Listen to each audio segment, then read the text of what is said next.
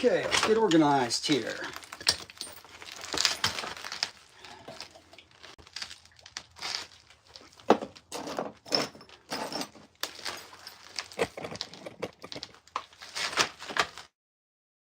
Right, organize the tools.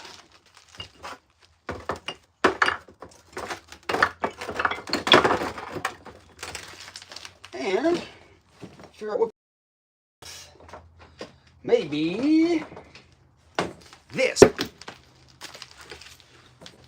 See anyone's joined yet, and that's okay, because I know they will.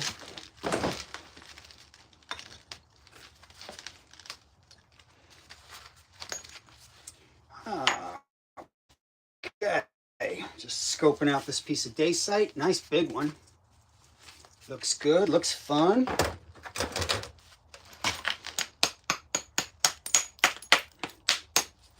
Start working the right angle edges. These are always problematic. Always have to get rid of the right angles on the edges in order to make inroads, in order to work into the piece.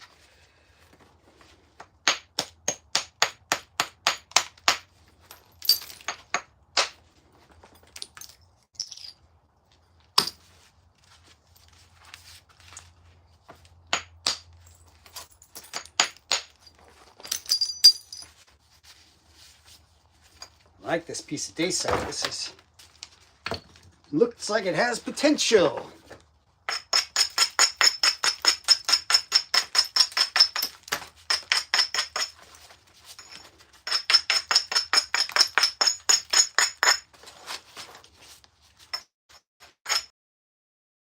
I'm going to be laggy if I don't turn off.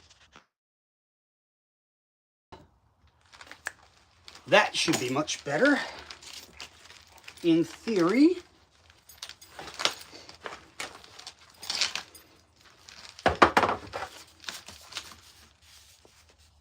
Hello, welcome.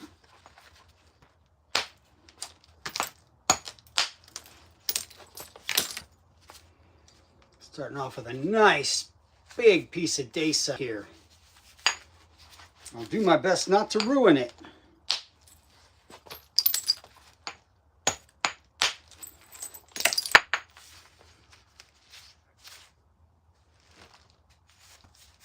Nice big spall to start off with.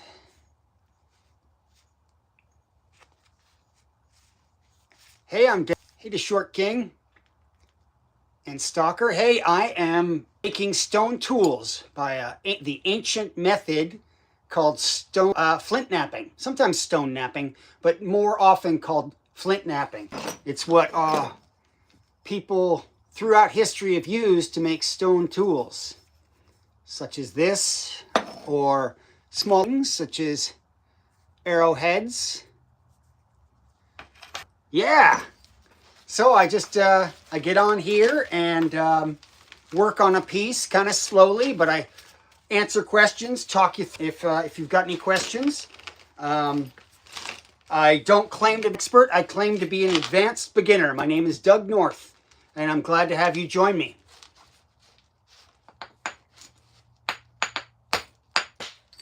So when you hear that crack sound, that means I've taken a flake off. So I just did this one. I hit here, and that knocked the flake off down here. See how it fits back in perfectly?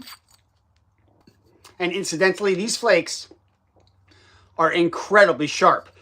So in history and prehistory, these were also tools. So even though I'm working on something bigger and something special here, the waste products themselves are also tools. I'm not going to eat each and every one of them because there's a giant pile of them on the floor below my feet. All right. If you hit several times and it doesn't break, stop. Choose a different path, because you're just going to introduce weaknesses into it that will mess up your attempts to flake it in a more deliberate way. All right. Let's set up a shot right here. Support it on leg. And bam, took off down here. Oh, well, that's kind of you to say. You are not the first person to tell me that. And oh, that's a good flake. I'm working on expanding out my YouTube channel, and it's gonna include a lot of things that combine making stuff with history around that. I put one up back on December 5th that shows a very primitive stone tool based on sites in Africa, and I explain a little bit about how those were made and the thought process behind it. So please check that out. Here's a nice big flake that I knocked off. Hey Everly, what's up? So you see how that one is so big and flat? Like I will set this one aside. It didn't take very much work at all to turn into an arrowhead. I don't have to worry about getting it thin. It's already thin. So, you know, I'd really actually just quick feel for that. I'd switch over to a different tool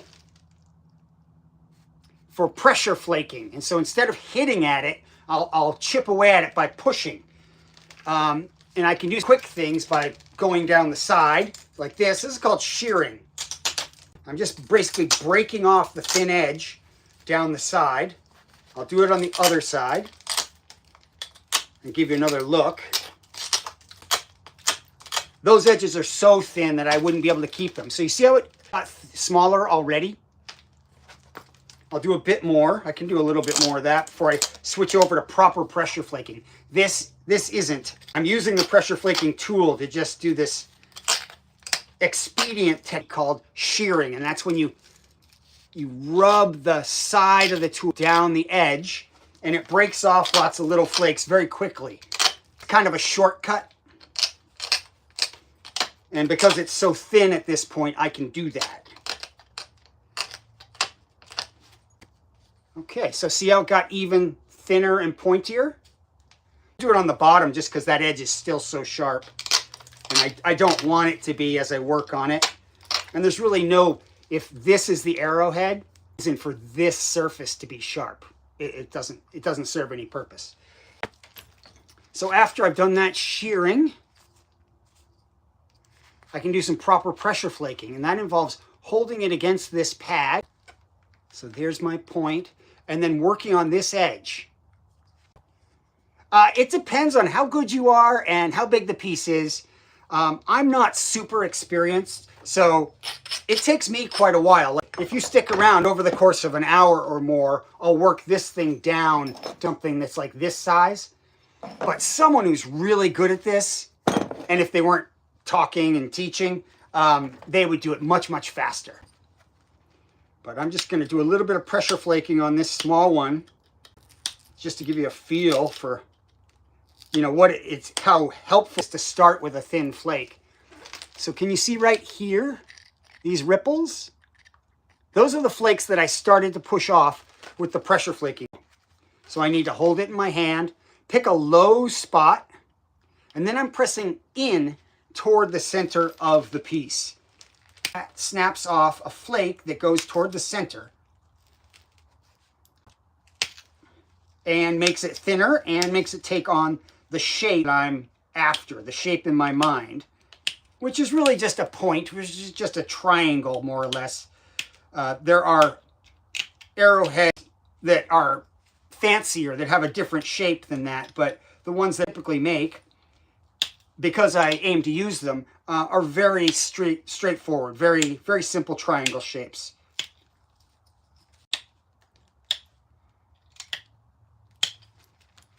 So you can see more of those flakes along this edge now. What do I do with them after? Well, it depends. A lot of this is just... So these, the small arrowheads, I will actually put onto arrows that I make from scratch. And I will use them next year for hunting season. Other pieces I turn into knives. You know, this is a traditionally made knife made out of a material called... sometimes I give them away to friends or family. But to be honest with you, I break a lot of them before they finish. I'm still at that stage. So I don't do much with those. I just have a pile of broken stuff over there. that is just a reminder of my practice.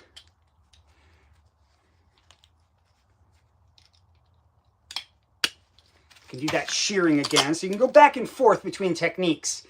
Percussion, and then shearing, and then back to pressure flaking. And that's really because this one's already so thin that those options are available to me. Something like this, really the only practical thing that's available to me is percussion with some type of billet, or a hammerstone, and finally an antler billet. So that's a more traditional, excuse me, those are more traditional tools that are used for flint knapping. I'm using the more modern tool choice I've made for the time being, just because I'm less likely to get hurt. There can be a lot of repetitive motions, and the more tools end up taking a toll on your joints and whatnot. So for the time being, I'm using the more modern tools just because they're a little easier on the body, because my elbow was hurting so badly from practicing a lot. And I'm just trying to avoid that happening again. It was a bummer, you know, to get so into something and feel like you're getting better, and then, you know, to have to stop. It was basically tennis elbow. So if you've ever played a lot of tennis elbow, you'll know exactly what I was feeling. And it hurt a lot, and it took a long time to heal. So just a compromise that I'm making and using these more modern tools so that doesn't happen again. And so far, okay, a bit more shearing.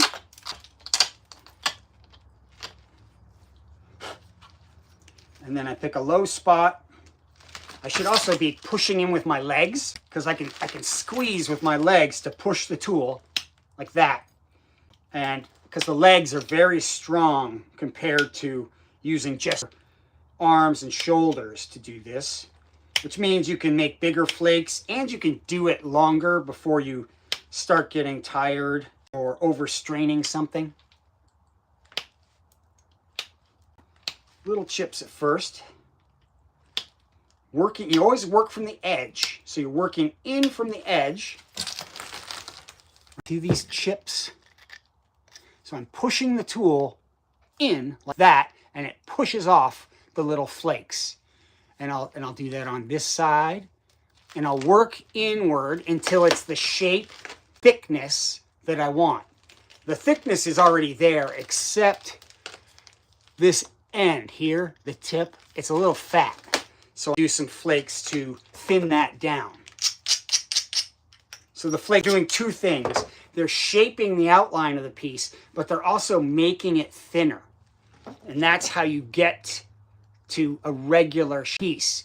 You know, it's both has the outline that I want, and it's also nice and thin.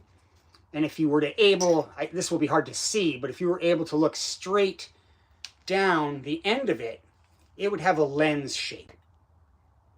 That's what we're after. Thank you all for joining. Appreciate it.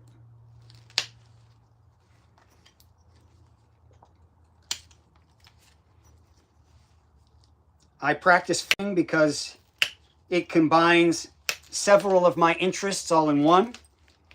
I love to make things. I'm interested in history and anthropology and hunting. So it allows me to do all of those things sort of at once. And I find it very challenging, but also just completely fascinating to try and get better at. A little more pressure flaking.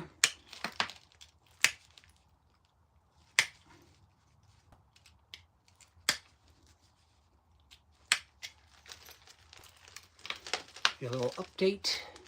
So this edge has been worked completely. I haven't done anything on this side.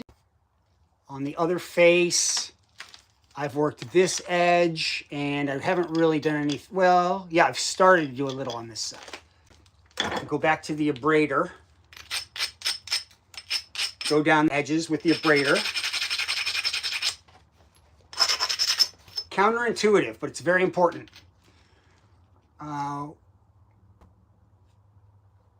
Yeah, that's right. I'm making arrowheads. This is a material that's like flint, but it's called dacite. It's this black kind of waxy looking material called dacite, but it behaves like flint. Here's obsidian, which you might have heard of. Black obsidian, this like glass. This knife blade that I made is made out of a material called Georgetown chert. Chert is very much like flint. That's a gray chert. Other materials include this kind of pink stuff, which is called Keokuk chert. Can be done with that. And I think I've got a piece of white novaculite.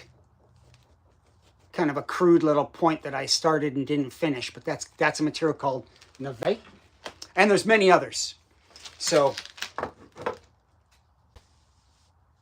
yeah, a lot of people have heard of the obsidian, and that kind of makes sense. It's available in a lot of places, and many indigenous cultures used it extensively to make stone tools. Really big, famous ones like the Aztecs, for example, were known for using obsidian. Very sharp. Obsidian is extremely sharp. Yeah, they depending on what you're doing, there's a good chance that they will shatter on impact. Not always, but there's a good chance, because even though it's very sharp, it's also very brittle. That's right. That is a totally true fact. Obsidian can be many times sharper than surgical steel. So sharp, in fact, that it's used for eye surgery. The blades are very, very thin, so they can make these perfectly precise that don't do a lot of damage, that don't, and that heal very quickly because they're so fine and perfect. When I get a cut from obsidian, I don't even feel it usually, because it's so sharp. You don't even feel the cut, and you only notice down and like there's blood on your tools or something. It's really sharp. Really, really sharp.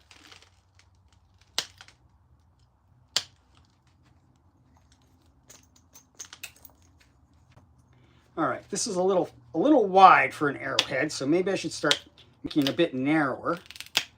I was gonna work on the big piece, but this thing came off and I was like, oh boy, that's just such a perfect start, being so thin already, that I might as well just start working on that.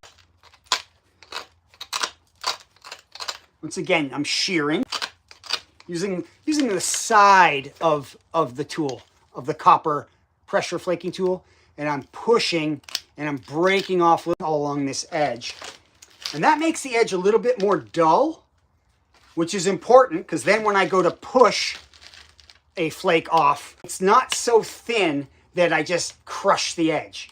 The force will carry into the piece and make a longer flake.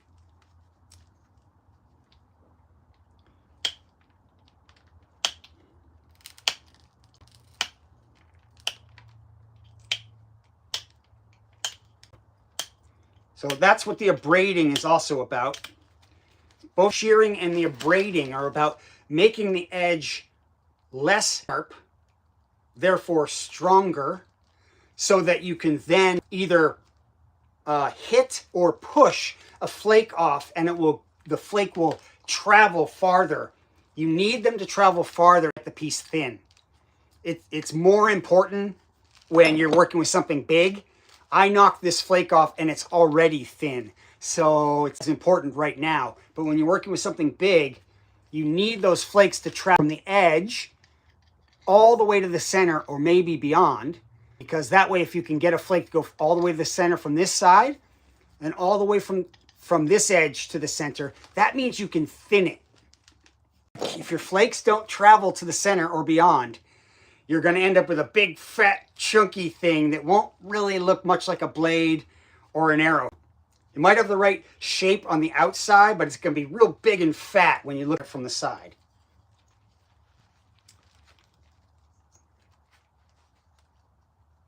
Cro-Magnon. Famous European culture of anatomic modern humans. They were very good at making stone tools. Very good. They had a whole it's called a industry when a group of people have a shared method making tools and the tools look the same generation to generation. They basically have their own style. And the Cro-Magnon had their own style of tool making, and it was very sophisticated. They had really by that time, perfected it. Not the only way to do it, but they had a very sophisticated style. Got a bit of a little bit of a fat piece at the end. I'll show you here. I'll put it up against the ground right there. See, that's it almost looks like it's curved.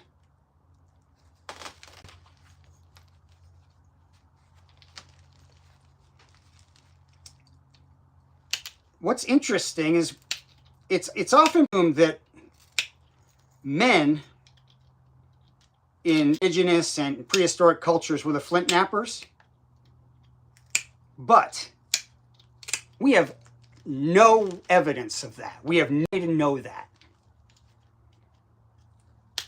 I suspect many people knew how to flint knap in those groups. There's no reason. I could totally around a fire in the evening. You know, the kids are trying their hand at it for the first time. The women are doing it. The men are doing it. And again, I can't prove that, but we can't rule it out. We certainly can't rule it out.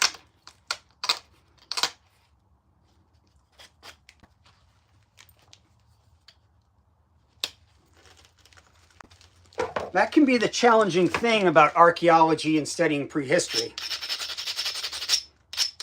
Some things are very hard to find evidence for. The stone tools are left behind, and some other things, but the stone tools are often, they ground looking exactly like they did thousands or even millions of years ago. Other things don't preserve so well. And so we've got this shot of one aspect of their lives, the stone tools that they used. But surely used other materials for tools, wood and bone, plant fiber, all kinds of stuff. And some of that may preserve, and some of it almost certainly will not. So we got a slanted picture of what their lives were like, because some of their tools were very likely to survive intact for us to find later on. It's kind of crazy to think about. I don't know what the equivalent would be for us, if only the plastic survived. The plastic that we use survived. And then 5,000 years from now, some sort of archaeologist digging it up, and they only found the plastic. They didn't find any of the metal. They didn't find any of the other things that we use, only the plastic. They'd learn a lot about us, but they will picture of what we do and what we use. It would be this fragmentary thing. And presumably because of their interest in us, they concentrate very hard on what they found, theories about it.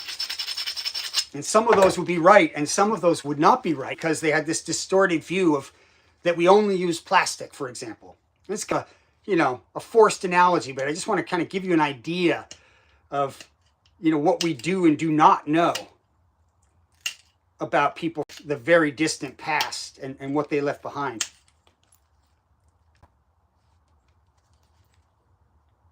I should give you a little, getting smaller, more arrow sized. And I've worked more of the edges. I still got to work on this edge. Do some of that right now.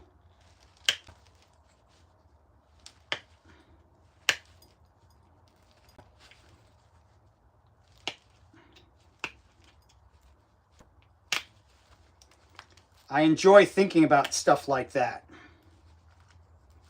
How did people in times and places and cultures use things around them to survive? One thing that we can say is that stone tools, for the vast majority of human history, our most important tools were probably stone tools. All over the world. I say probably because, again, we don't know everything that they used. I'm sure bone was important. I'm sure wood was important.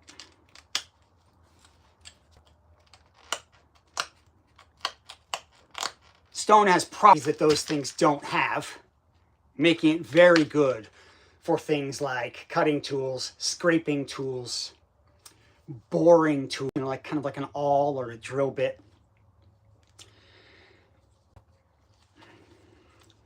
And the other materials have their strengths, but we do know it was important.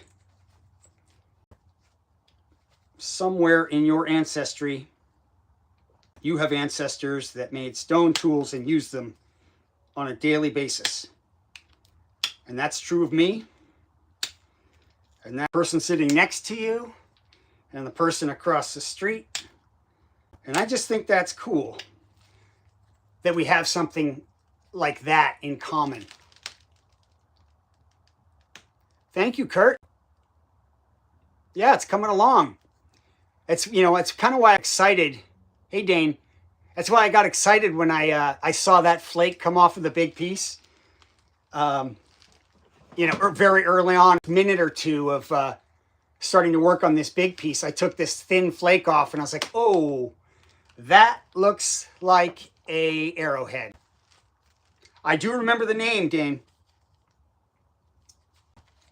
How are you?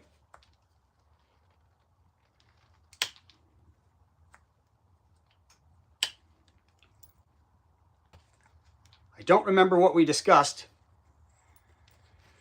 Oh, hey, yeah, Kurt, this is a material called dacite. I'll hold up that big piece again. It's this black, I think it has kind of a waxy look.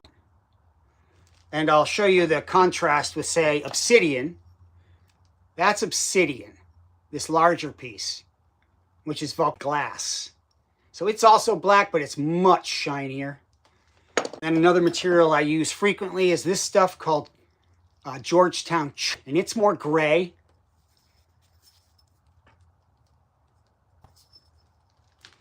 Yeah, obsidian, it's hard in some ways and not hard in other ways. I don't think any of this material was heat treated. I do have some Kia Cook here. This was heat treated. Still not the best quality. Favorite thing to work with. It helped it, I'm sure, but not my favorite. Yeah, obsidian. So like when you're initially starting, when you got like a big piece, the fact that it's brittle is kind of helpful. You don't have to hit it, you break off these nice long flakes. But when it starts to get thinner, that brittleness then becomes a bit of a liability. You're much more likely to snap it in half because it's so brittle. You can make really sharp stuff from it.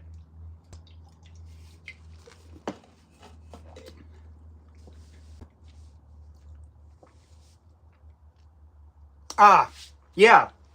Yeah, a lot of materials are heat treated.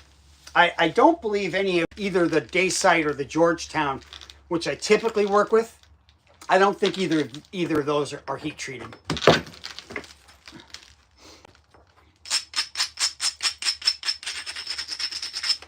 But it sounds like you've done some flint knapping maybe.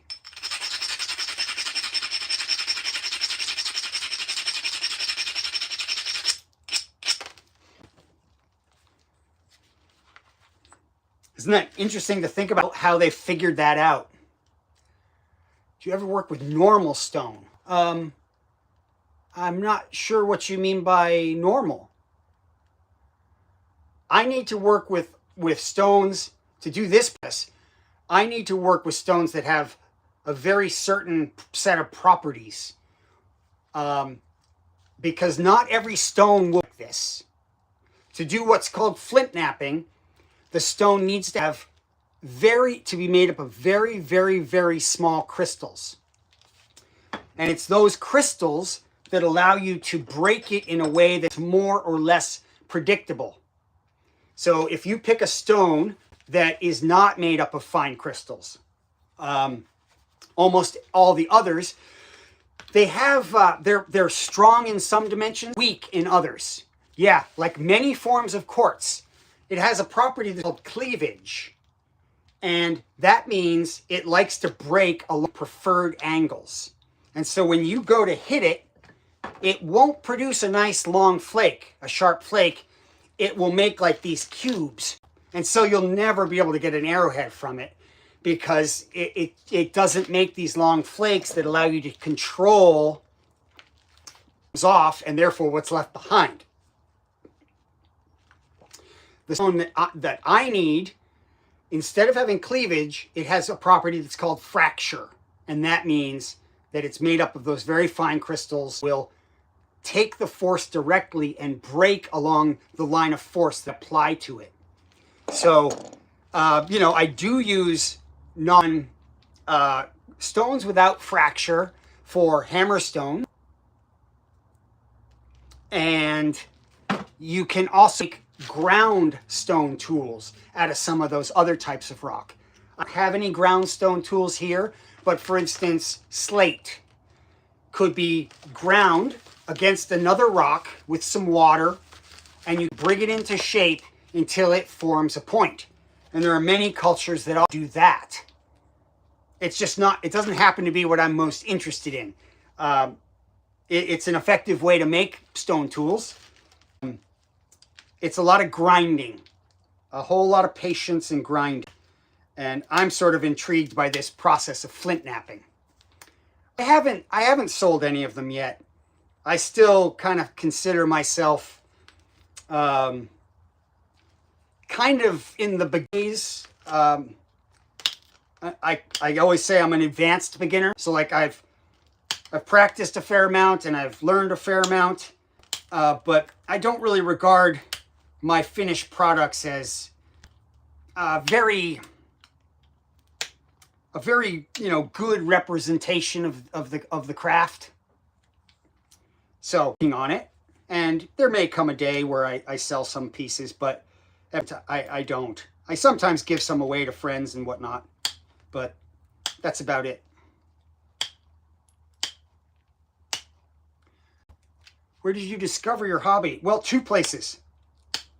So back when I was in college, which was quite a while ago now, my major was anthropology, and that is the study of humankind. One sub-branch of anthropology is archaeology, where you dig in the ground looking for evidence of what people in the past. And that's what I specialized in. So I worked as an archaeologist for a time.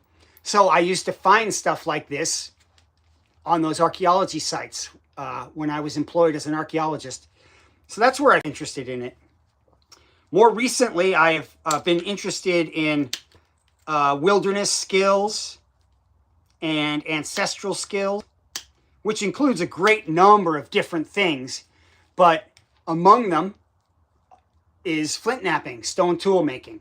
So it's I sort of set all this aside for decades, really. I got out of college, worked as an archaeologist for a while, and sort of got interested in did other things for a long time. And then in the last few years, I've developed an interest in it again. So now I'm kind of like really trying pretty hard to get better at flint knapping. Yeah, archaeology, it's in a lot of ways, it was a very cool job.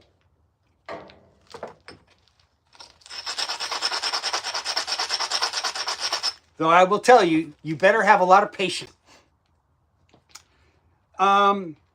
Did we ever find bones or a dead body?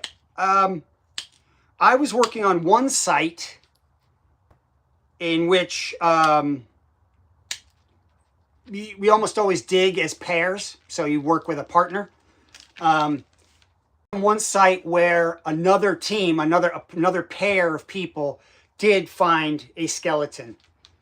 I wasn't that unit, so I didn't personally find it. I didn't personally work on it, but that's one site that I worked on where one was found. But I didn't. I did take a course in forensic anthropology. So that's where anthropology and archaeological techniques get applied to, say, solving crimes. And in that class, I had to examine and handle skeletons, real skeletons.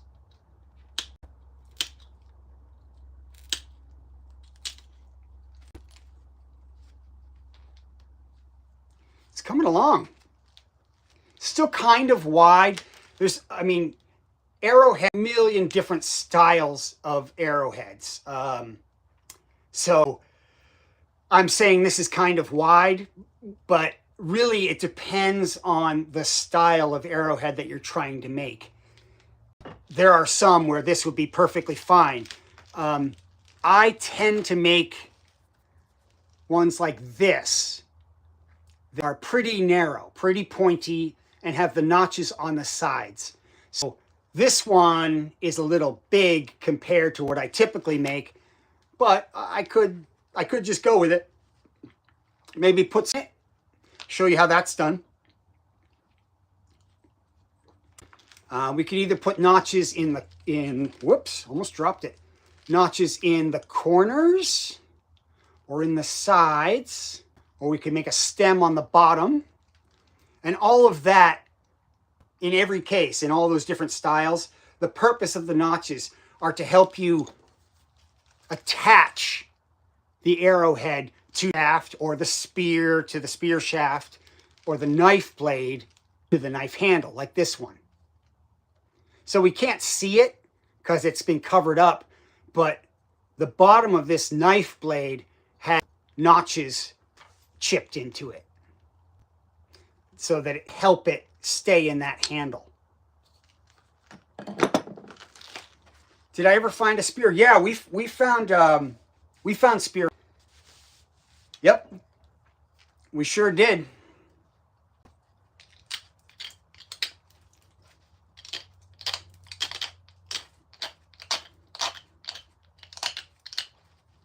We didn't find spear shafts, though. Conservation of wood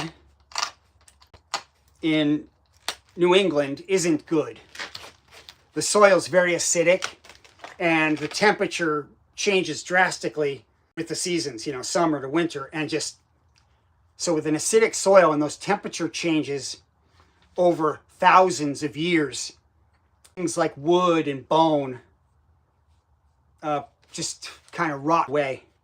Sometimes you get residues of either of those things, but usually you never find like a big chunk of intact wood. Maybe underwater. I didn't do underwater archaeology, but that might be the exception, because the environment is what they call anaerobic. I mean, it does not have air, and that does a lot of conservation of artifacts. All right. Yeah. Have I ever hunted? Yes, I have. Have I with my stone points? Yes, I have. This is my first year with it. It was interesting and challenging, and I was not successful, but I learned a lot, so I don't regret it. So I'm going to start putting some side notches in this point. So I'm going to take this tool and I'm going to start making notches first, like right here. I'll do it on one side and then I'll flip it over. Do it on the other side, do it over. And I'll just repeat that, working on one side to the other until it slowly carves its way into the side of the point. I don't know about the difference between eel and real sports. My instinct would be that they're very different. Sure, they have some common, but I think fundamentally they're probably pretty different. But I don't know. That's about beyond the scope of what I do a lot of thinking about. Wow, pre-finished spear points. Wow, what a find!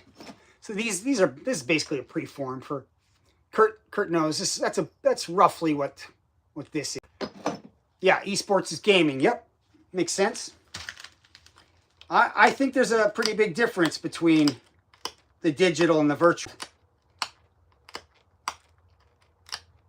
There's some, obviously pluses and minuses to everything, and some skills in common. But I think they're pretty different. So I'm taking chips off of one side, and I'm going to flip it over, and on the same place where I took those chips, I'm going to push the tool in and push down, and take some more. And here you'll see, right there, the start notch. See that? I'll go further. Again, same process. Put the tool in, push in and then down until a little flake pops. And then I'll flip the piece over, push in and then down. Once again. Until that gets deeper. See that? Do you think a spearhead online can be shady? You mean a flint-knapped spearhead? If that's what you mean, it could be shady. Yeah, it depends. It depends what you think you're buying and what you're trying to buy and where it came from. But it is a little problematic in a couple different ways. And one of those ways is, if someone found this buried in the ground, they wouldn't have any way to know that I made it 2024. Right? So if I ever were to start selling these pieces, I'd find a way to engrave my mark or my name on this, along with a date, so that this was never confused with an ancient artifact. And that can be a problem. There are people who are willing to pass off things that have been made recently as things that are old. So that's one potential problem. Trading in artifacts can be another problem, but it's a can of worms, and I'm not an expert on that topic. The Khoisan, yeah. In the Kalahari and South Africa. The Bushmen. An amazing people.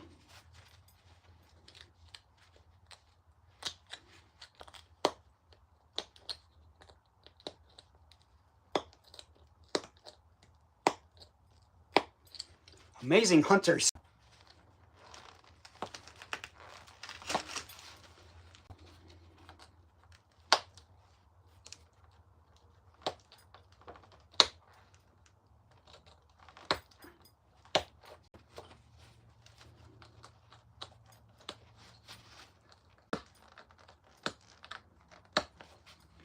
All right. So we got notches on both sides. A little arrow arrowhead in the first 45 minutes. Yes, Kurt, I am in New England.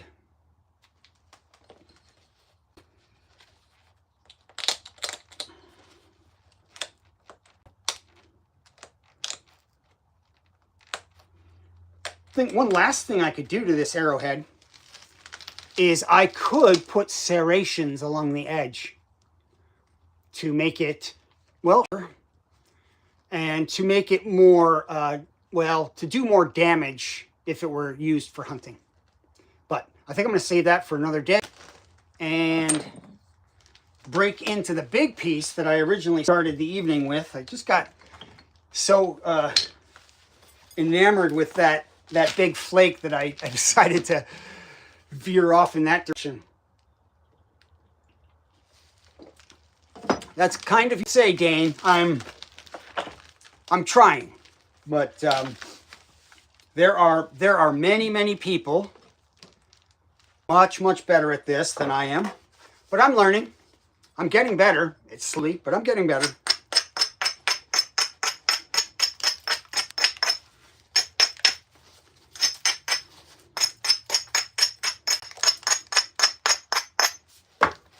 So now that I'm working big piece, I've got a number of these copper bopper, all different sizes. Okay. I've actually got this one here, which is solid copper. This thing is heavy. But you need to pick a tool that's the appropriate size for the piece you're working on. This is big, so I'll pick my biggest boppers. Once the piece starts getting smaller, I'll probably work my way down to something this size, and eventually even this size, before over to pressure flaking instead of percussion. How long have I been doing this? A couple years, but as I mentioned earlier, I had to take a very long break because I started to hurt my elbow. So I'm not exactly sure how long, but 2 or 3 years of practice, maybe a little longer. Yeah, maybe a little longer. It's hard to know. I had to take a big break in there. Ooh. I like to show you when a flake comes off manner. So you always need to hit on a sloping surface. So I hit here, and that's going to take a flake off the bottom. I'll show you that. Boom! Look at that. There's another arrowhead.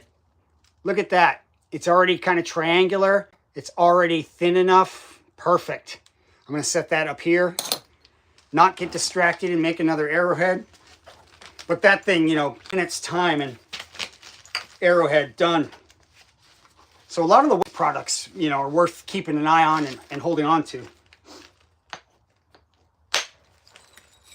Woo! That's another one. That's a great blade. Look at that thing. And super sharp. I promise you that is sharp as anything. Sharper than anything that you've got in the house. I would be willing to bet. I'll hold on to that one too. Just save a lot of time and effort and waste if I use those for arrowheads. Have I ever made a dagger? Kind of. Basically, I've made knives that were two edges. And I think that's basically the definition of a dagger. So I've never made what's called a Danish dagger, which in the world of thing is something special and very difficult, way beyond my skill level. But look them up online. Danish flintknapping dagger. They're amazing. I have not made one of those. One day, I'll know I'm no longer a beginner when I'm able to make a Danish dagger.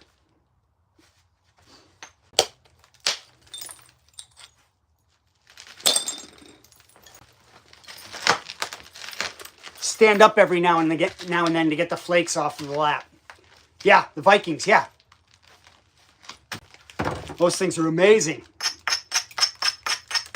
I know some people that can do it, but I cannot. They're very, very impressive flint knapping pieces.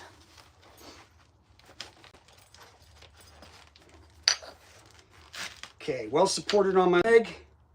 I'm hitting a downward slope. The part I'm hitting is called the platform.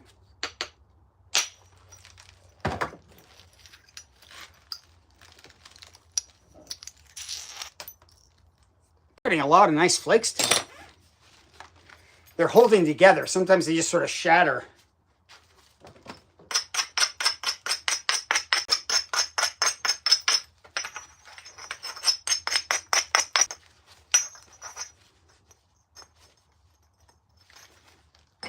Sort of eyeball this just to get a sense for where the center is, where the mass is.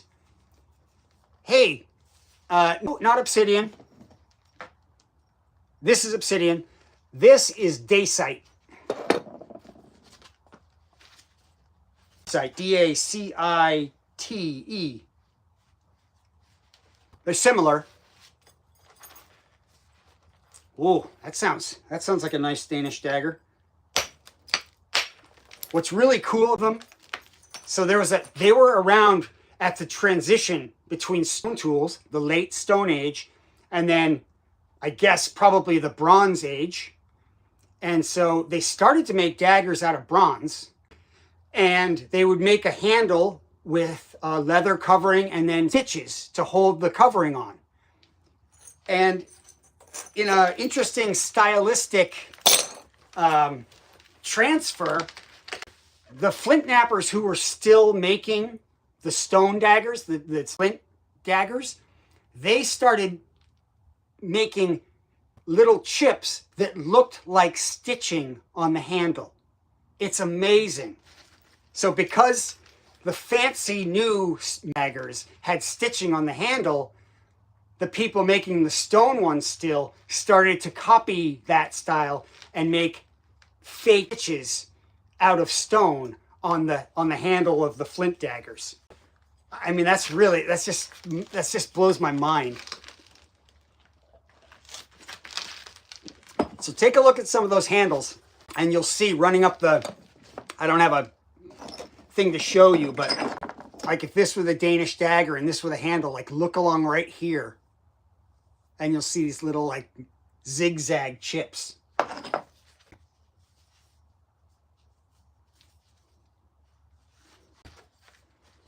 Very interesting thing. You know, you wonder if it was like, maybe it was a status thing to have one of the new daggers because they were rare and valuable. And so if you had a stone one made, maybe you had it made to look a little bit more like the new style ones that were made of metal. Speculation, but maybe.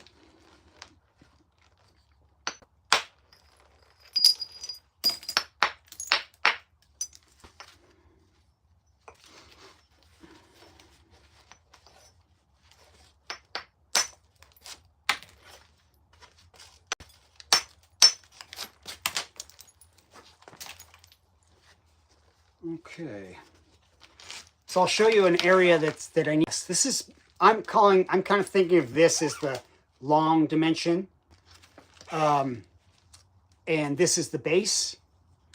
So you see how I have this raw rock here. I want to get rid of that first of all, but second, this edge is forming like a 90-degree angle. That's bad. I can't work on this edge as long as it's like that. I need to get in there and slanted pieces out of it so that I can hit it and break it. I don't know much about the Danes, but I'm fascinated by Scandinavian culture. So what little I know, I think they're cool. But I don't know very much.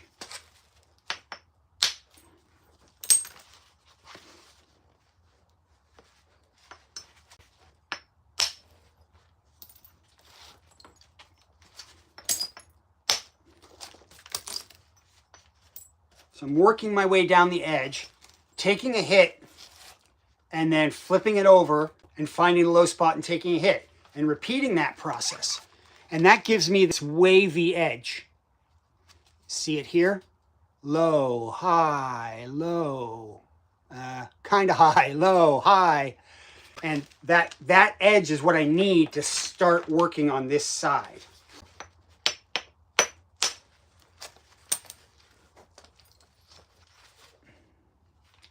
Pirates, yeah. Raiders. At least in certain parts in history, I guess.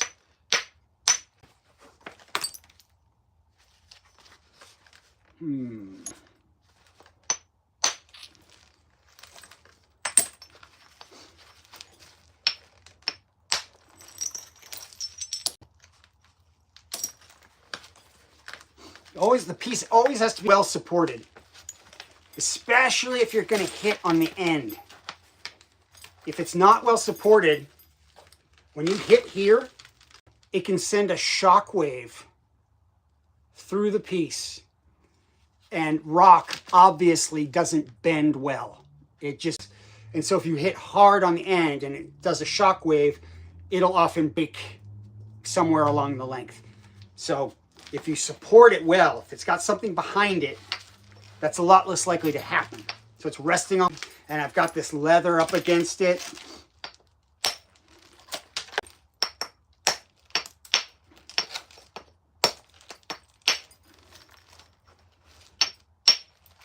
And that prevents it from breaking somewhere in the middle. I've done that way too many times. I think, oh, I'm just going to take a little bit off the end. And I just sort of casually put it down and hit it. Snaps in half. I've done it so many times.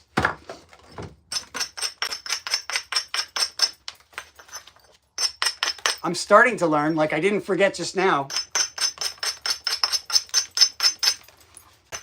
That's good. I should give myself credit. I finally remembered.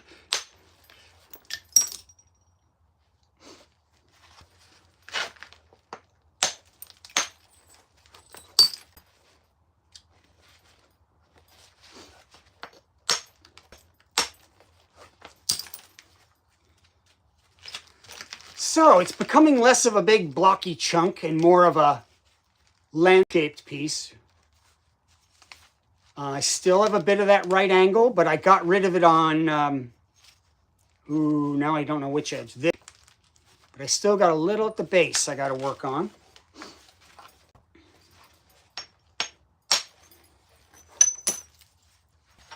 One side. Look at that. That is almost an arrowhead just the way it is. The question then becomes, like, how many arrowheads do I need? I can only make so many arrows.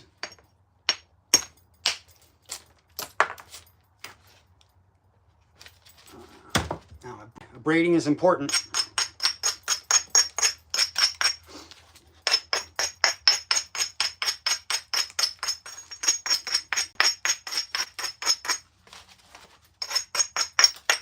How's the feed quality tonight, folks? It was a little laggy the other day. And I didn't know what the cause was. I'm hoping but I don't know.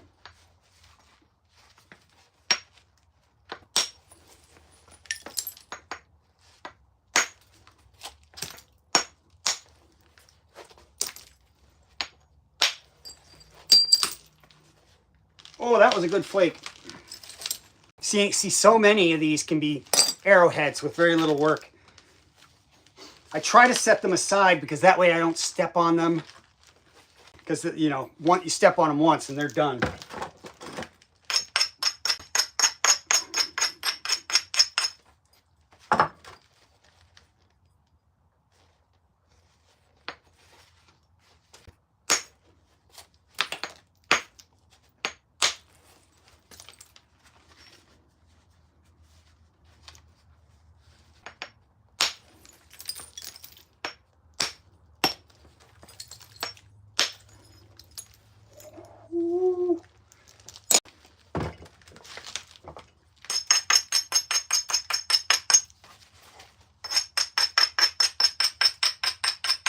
If you're just joining by any chance, my name's Doug North.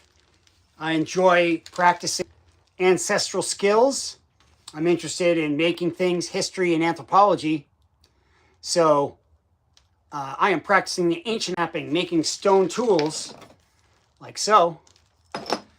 using basic methods.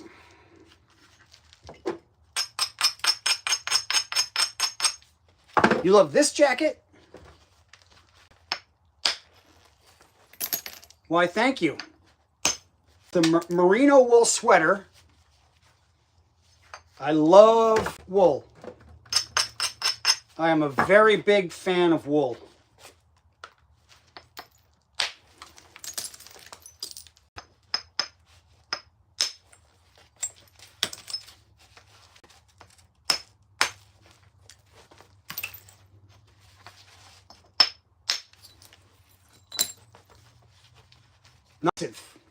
It was not expensive, and it's definitely seen better days. There's a hole right there.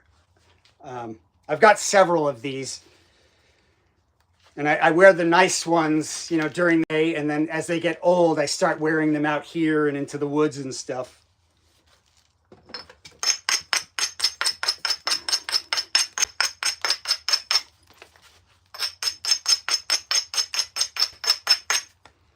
Look at that. Woo! Not many big problem in this one. It's so far so good. I don't want to jinx myself though.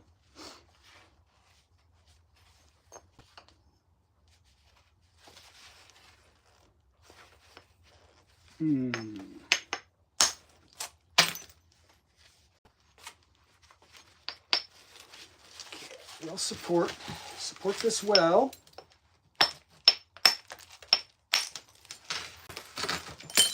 Sometimes I straighten out my leg so that the length of the piece has something to rest on. If I do it on the side of my leg here, it's only resting on a portion. So sometimes if it's a long piece, change the orientation this way.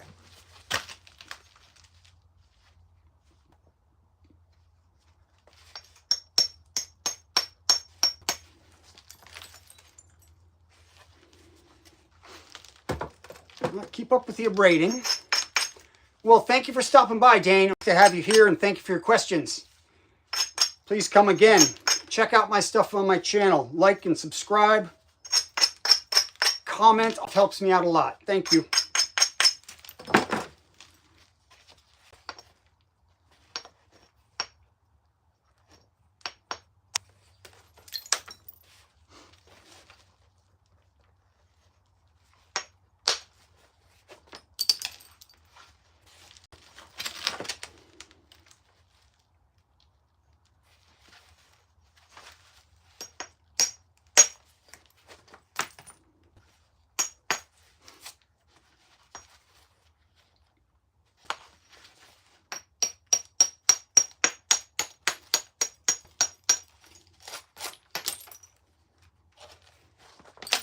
Hey folks, Doug North here, making stone tools using craft of flint knapping, working on a piece of dacite. A lot of people ask if it's obsidian. It's similar, but it's a different stone.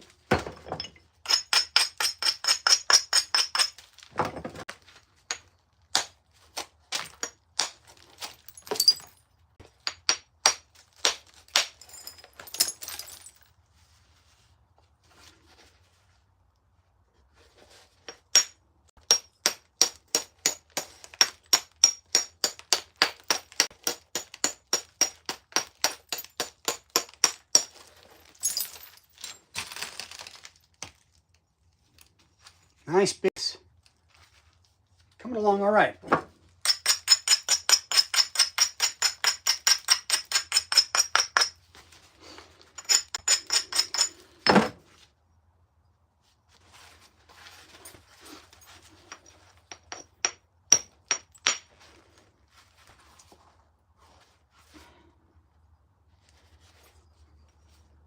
I'm about to do something risky. I think I decided against it. Yeah. No, it can wait. I don't have to do that now. I'm gonna hold off. Show some restraint. For once.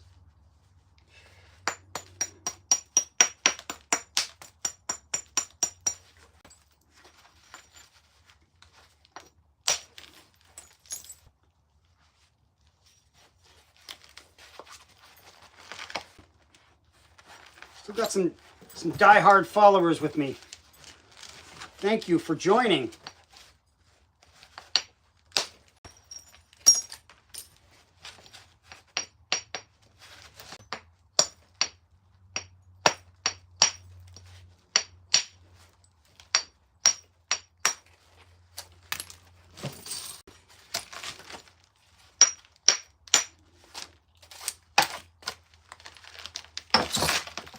Well, thank you, Kit Kat. That's very kind of you. I'm glad you enjoy it.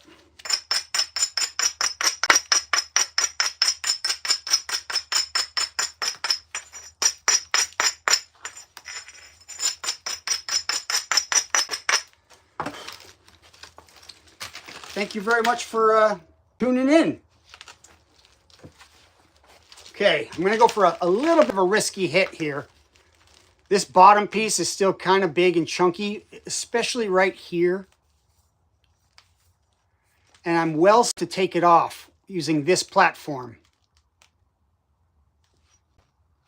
Very cool, Kurt. Good luck to you.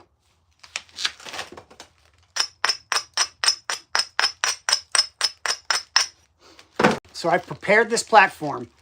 Let's do a little the diagram thing. It's risky because I'm making a prediction about what's going to happen. It'll be wrong, but hey, let's go for it anyway. So I'm going to hit here where that white dot is. And I'm anticipating that it's going to go about like this. That's my prediction. Oh, I'm glad you find it relaxing. I used to get very stressed out doing it. I get a lot less so now. But this, like this hit is a little stressful, I admit, because I'm hitting the end, which isn't a great idea. And I'm going to take off a pretty good sized chunk, so I got to hit it kind of hard. So, we'll see. Right there. I want to support this on my leg a little bit better. Okay, that should do. Maybe a couple practice swings.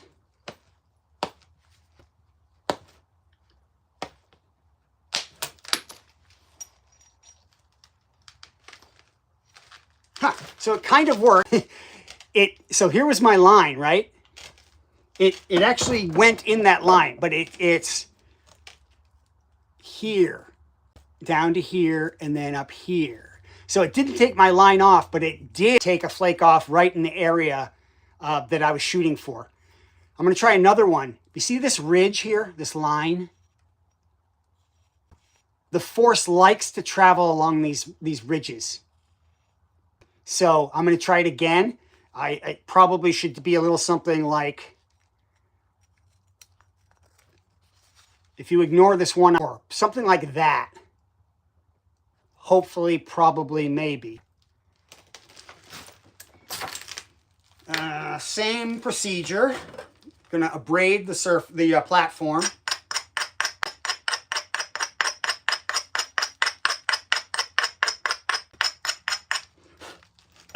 Support it well. The whole thing, the whole length of it. That's why I straighten out my leg for this kind of a hit. Then get my hit lined up. This might be a little too wide. So I'm going to switch to the smaller one so it doesn't hit high spots on either side. Kind of practice a little bit, get a feel for the swing, and then go.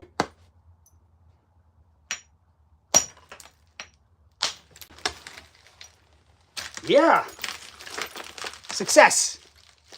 So it took off a section right in here. It didn't get all the way to my line over here, but it doesn't matter. It took off this stuff in here. So now that big mass that I showed, had it turned this way, it's gone. It's completely gone. So now that this end isn't, it's not like out of line in terms of how it looks when we look down the end of it. When we look on the end of it, it should look like a lens. It's hard to do without getting my hand or head in the way. Ah, here's my hand for it. So nice long flakes. When you look at these from the end, it should be something like that, lenticular. And that is because the force needs something to travel in. If we have a flat bottom and a round top, and I try to here to make a flake, the force just travels right out of the stone and it doesn't travel very far. Whereas here, when we have a lens-shaped piece, the force has something to travel within, so it makes a long flake. So if that flake can get to there, and then subsequently, if I can do another flake, another hit from this side,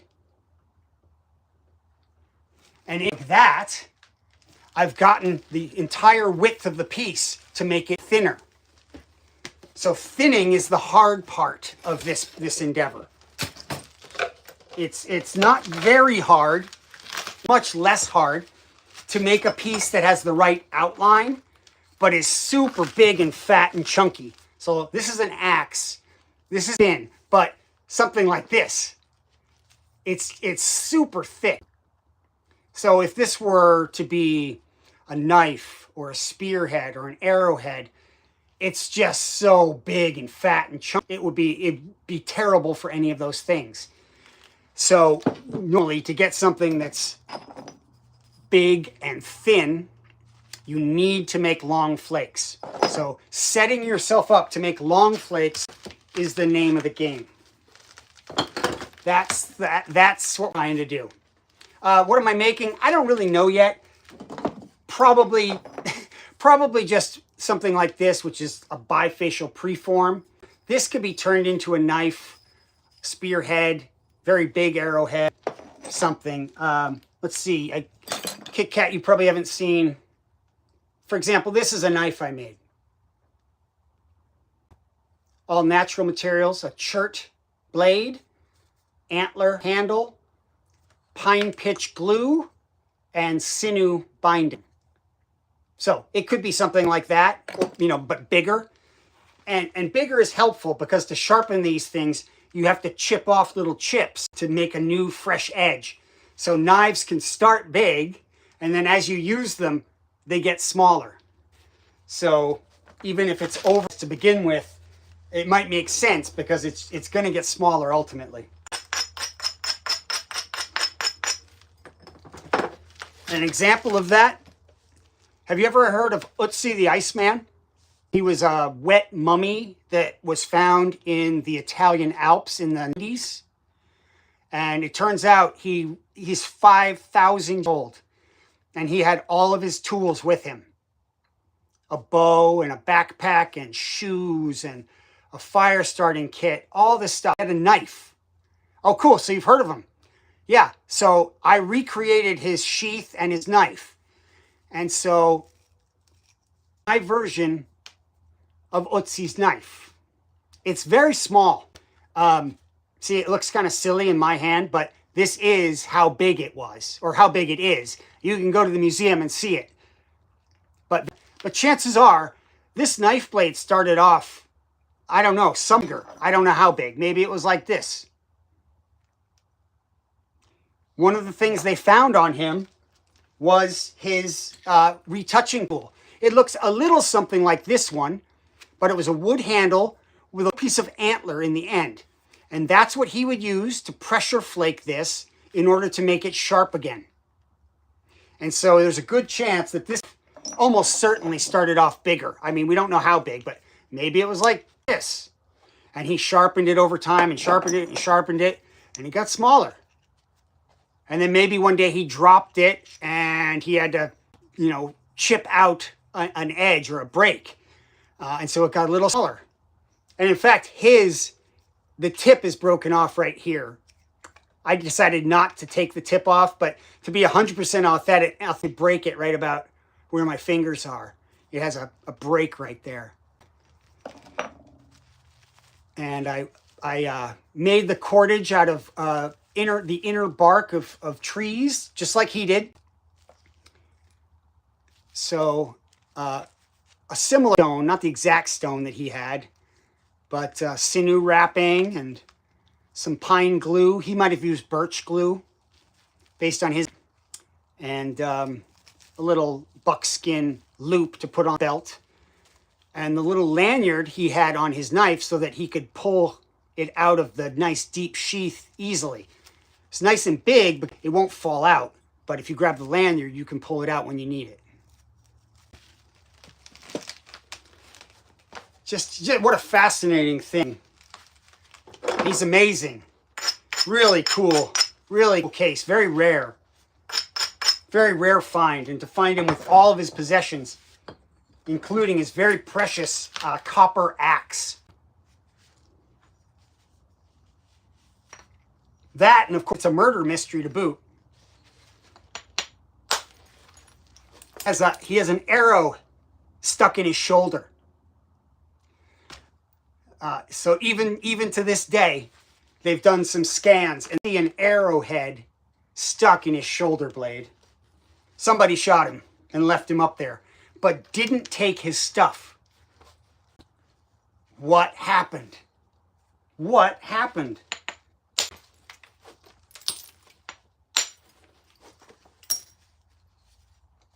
Using an analysis of the pollen in his stomach, they could tell that he had traveled like up a great elevation and back down and then back up in the last like 48 hours of his life. So he was up to something, and good or bad, we don't know. And somebody caught up with him and shot him in the back. Didn't take his stuff and left him there. It's quite the...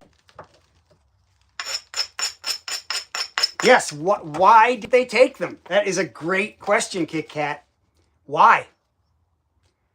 It wasn't a robbery. I mean, maybe they took something that is no longer on the site, you know, where they found him. And so we don't know what they took.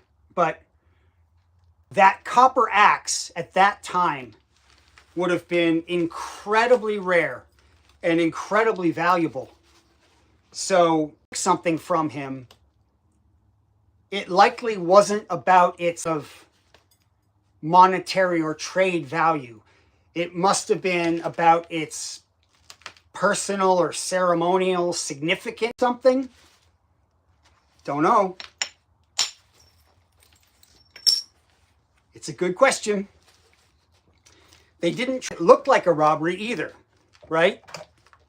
If you wanted to make it, if you wanted to kill him and make it look like a robbery, you would have taken some of that stuff, especially that axe.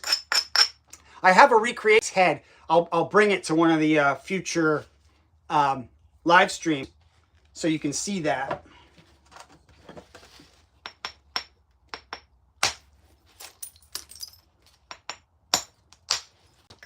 A 5,000-year-old cold case. And that's kind of a pun too, I guess, because he was found frozen in a glacier, basically. So, cold case in more than one way.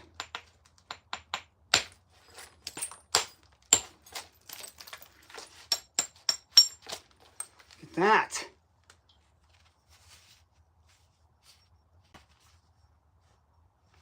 Coming along, not too many problems. Oh, thank you, Kit Kat. I appreciate that. Please check out some of my long-form videos on my channel as well. There'll be new ones up sort of on a regular basis. I'm hoping to have a new one done next week.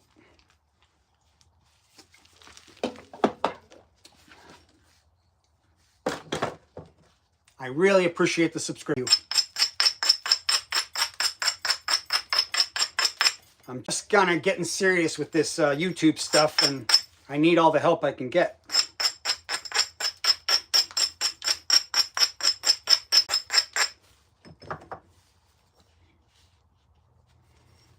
So see, here's a low spot. That's a likely place for me to hit next.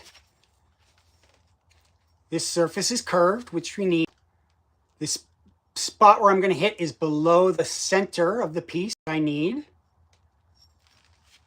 And there's a bit of a ridge of rock right here which is likely to be where the flake will go. So I'm well set up for a good flake right here. Yeah. I love it when a plan comes together. Oops, I dropped it. Which way does this go? So I hit right here, and that's the flake that came off. And you can see right there the flake scar. And that's the process, basically. It's just the tricky bit is preparing everything and then hitting in just the right spot with the right amount of force. Pretty easy to be off just by a fraction of an inch, and you can break the whole thing. Or create a problem for yourself that you have to work around. Another good one. Another arrowhead, wing to be super thin, nice. Put that in the arrowhead pile. Future arrowhead pile.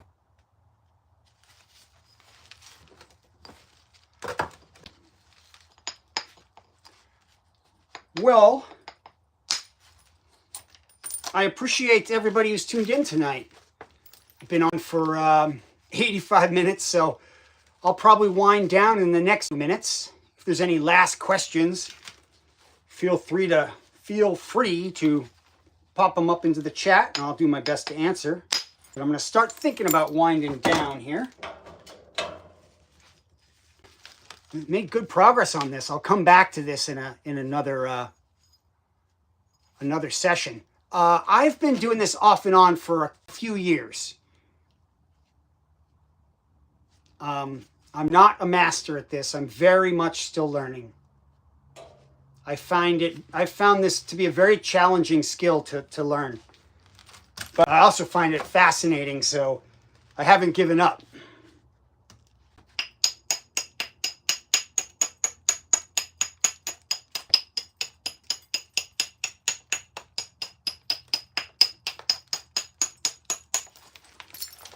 There are people you can find who are very, very, very good at this.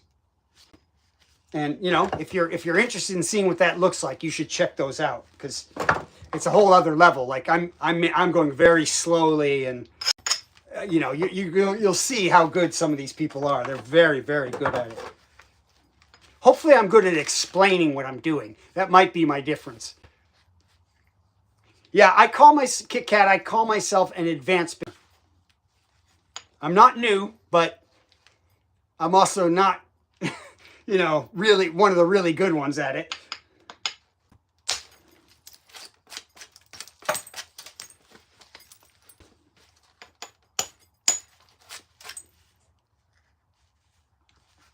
So a few years of experience and a bit of. Got some friends who are quite good at it, and I've taken one class that was a weekend long. Mostly a lot of time spent on my own, you know, breaking rocks and figuring out how to do it. Yeah, this is coming out nicely. A lot of stone to work with, a lot of width still, a lot of height. This is on track for being something. I should probably come up with, you know, things I'm actually trying to make, because it's be more interesting for you folks if I said this will be a spearhead. But because anything can happen in the middle, there's a good chance I won't be able to make whatever it is I'm intending to make. So I just sort of leave it as, you know, I'm trying to make a nice big bifacial preform, that kind of thing. Well, thank you. I hope so. I enjoy sharing this kind of specialized knowledge with people. I think this one's a particularly interesting, because somewhere in your ancestry and in mine and in everyone's, stone tools were an important, very important fact of life. And super cool. Different cultures through time. Stone tools have been important. And it's sort of common ground that we all have.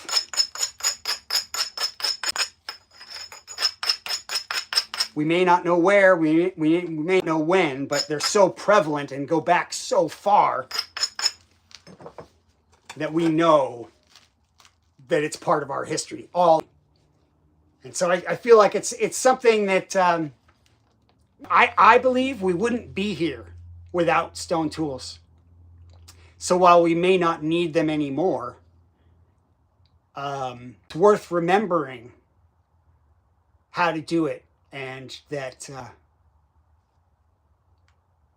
they're, in a way, that they're part of who we are.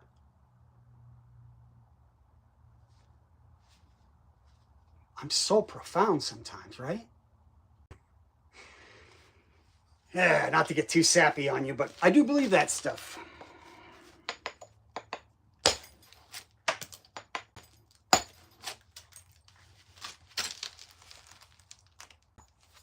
Well, folks, thank you very much for joining.